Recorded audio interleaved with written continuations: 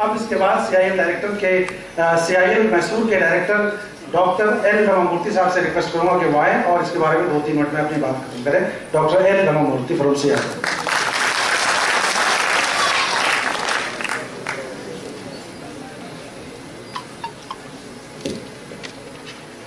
Honorable Minister for HRD, Advisor to the Minister and Vice Chairman, Director and CPA, distinguished guests, learners, scholars, and my colleagues from CIL and students.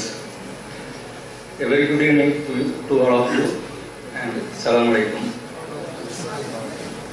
This day is the important day in the annals of NCPL history. This moment is very precious and memorable moment for both of these institutes. Today, this moment, Urdu goes global. Urdu learning goes global. So this was possible.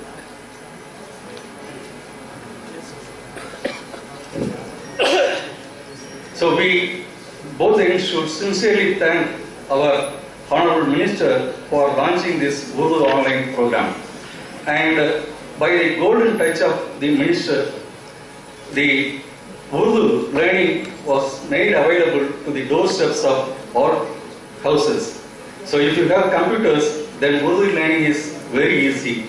At this point of time, I sincerely recall and sincerely thank the contribution of all the academic scholars who had contributed to the development of Urdu language and especially this Urdu course, online course. Friends, at this moment, I would like to say a few words about Central Institute of Indian Languages.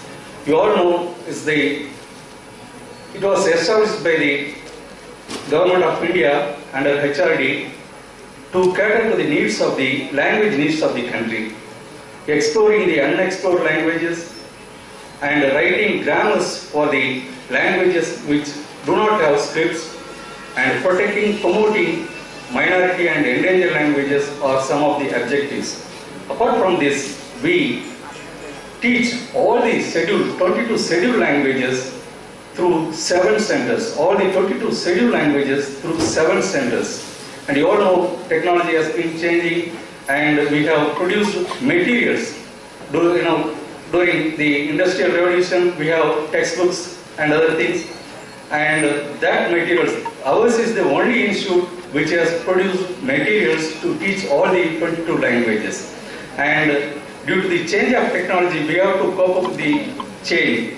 And that's why this change, this era, especially the globalization and IT revolution has brought in so many changes. I can say a paradigm shift has taken place in the walks of life, all walks of life.